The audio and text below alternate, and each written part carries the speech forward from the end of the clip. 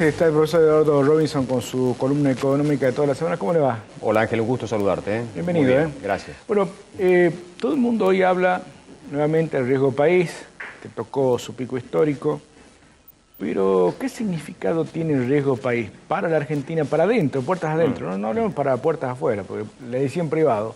Hay un turista turco, estornuda en China y los mercados nuestros se resienten y empiezan a subir las especulaciones del peso, de la LELIQ, del dólar. ¿Qué es el riesgo país? Bueno, claramente el riesgo país es un indicador financiero que claramente está midiendo la diferencia que hay entre la percepción de riesgo que hay en un bono que emite, por ejemplo, la República Argentina, versus el bono del Tesoro norteamericano que se supone libre de riesgo. Todos los días el banco JP Morgan mide el diferencial entre las tasas de lo que miden los bonos de distintos países, en este caso de la Argentina, contra un bono del Tesoro norteamericano de similares características. Esto ha hecho que el riesgo país desde la semana pasada suba, hoy está aproximadamente en 860 puntos, es decir que si hoy la Argentina emite un título de deuda, tiene que pagar casi un diferencial de tasa de interés del 9%.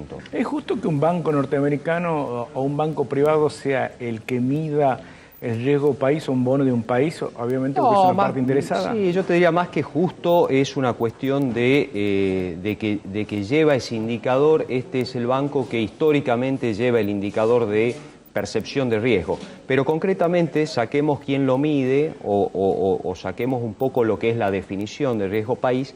¿Qué está implicando hoy el riesgo país? Vos fíjate lo siguiente, si vos hoy tenés el año que después de las elecciones hay un bono que vence y que paga en dólares más o menos un 15%, en dólares. O sea, es una rentabilidad muy alta. Sin embargo, ese bono cae. O sea, la gente no lo compra el bono. ¿Qué está mirando? Que hay un riesgo que básicamente pasa porque si vos mirás básicamente los fundamentales de la economía argentina, por ejemplo, en los últimos días se dio a conocer que desde el año 2011 la Argentina no tenía un superávit fiscal. Esto es importante porque uno de los objetivos es balancear las cuentas públicas a los efectos de que se pida menos financiamiento del exterior, depender menos de lo que es la contracción de deuda de lo que estamos conversando. Es decir, si no se puede financiar la Argentina, ahí vamos a tener otro problema, pero básicamente el hecho de que esto que estamos conversando respecto del riesgo país hace que hoy sea prácticamente muy difícil para la Argentina entrar en los mercados de deuda voluntaria. Con lo cual es una buena noticia esto de que haya disminuido el déficit fiscal. ¿Cuánto tiene que ver el riesgo país en el año político que estamos viviendo, la incertidumbre que hay en los mercados? Por así decirlo, tengo una opinión muy subjetiva de los mercados y de quienes representan el mercado en la Argentina, todos aparecen en cuaderno, la mayoría de ellos, con este año eleccionario. Sí, bueno, el riesgo país del promedio de América Latina hoy está en 250 puntos.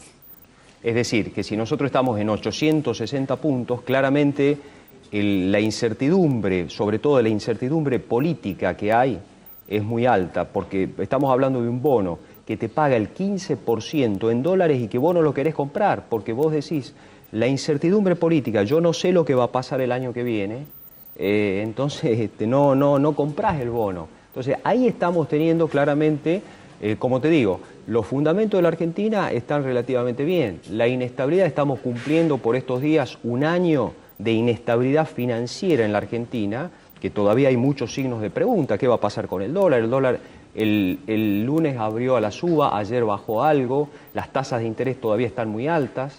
Entonces, el panorama financiero argentino todavía no es muy claro y eso es un reflejo de lo que estamos conversando respecto del riesgo país, ¿no? Estas medidas últimas económicas, ¿ayudan, no ayudan? Antes era precios cuidados, ahora precios esenciales. Sí, son medidas que con empresarios que antes de acordar ya remarcaron, ¿no? Viven remarcando, tampoco son muy solidarios, que digamos. No, por supuesto.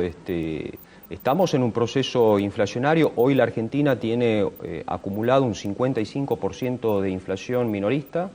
Es una inflación entre las más altas del mundo y claramente estas medidas que con distintas versiones se fueron tomando en el tiempo son un paliativo, pero nadie piensa que esto se puede solucionar. Es decir, poniendo la lupa en 64 productos no se soluciona el problema inflacionario, sino que se soluciona con otro tipo, digamos, de medidas. Yo creo que la parte monetaria puede ayudar, pero claramente le está faltando al programa otro tipo de medidas más contundentes para ir a fondo con la inflación. Profesor, y usted que ha venido acertando los números, pero la verdad que yo lo escucho a usted, ya le voy a preguntar qué sale en la quiniela. Hemos dicho 34% de inflación, ¿no? con lo cual... ¿Cuánto cree que va a ser la inflación, cuánto estima usted que va a ser la inflación de abril, que va a ser una inflación clave para ver lo que viene en el futuro? La inflación de abril va a estar entre el 3,8 y el 4,2%. Te doy el rango, más o menos ese va a ser el rango, lo vamos a conocer hacia mediados de mayo al índice, pero va a estar alrededor del 4% de la inflación nuevamente de abril, con lo cual vamos a tener una inflación nuevamente muy alta en abril, y por eso son las medidas que hemos visto la semana pasada, porque la inflación el primer cuatrimestre venía muy alta. ¿Usted cree que en mayo va a ir la tendencia en baja? Bueno, sí, hoy bajaría 5 puntos. Va a estar más baja porque la porción de precios regulados, las tarifas van a bajar. Entonces la inflación de mayo va a venir por debajo del 4% claramente, pero va a estar todavía alta, es decir, mayo, junio y julio yo creo que vamos a tener 3 meses de inflación que van a estar por debajo del 4%, precisamente por el compromiso del gobierno de no seguir incrementando lo que es la parte regulada, es decir, las tarifas de servicios públicos, sobre todo para el sector residencial, se va a mantener. Ese es el compromiso que tuvo el gobierno el miércoles de la semana pasada. Y por último, ¿cuánto pueden afectar los acuerdos paritarios que se vienen ahora, especialmente, por ejemplo, de comercio, que ya hizo su exposición de cuál es el acuerdo que quiere lograr? Repara algo el salario, pero el salario en el primer semestre, y yo te diría en los 8 primeros meses del año, con estos acuerdos paritarios incluso va a estar por debajo del 55% de inflación, del 55% de inflación que tenemos, con lo cual puede haber algún tipo de repunte si uno toma el periodo, por ejemplo, este que estamos diciendo, mayo, julio, agosto, probablemente con inflación descendiendo, ahí puede haber una recuperación del salario en términos de poder de compra.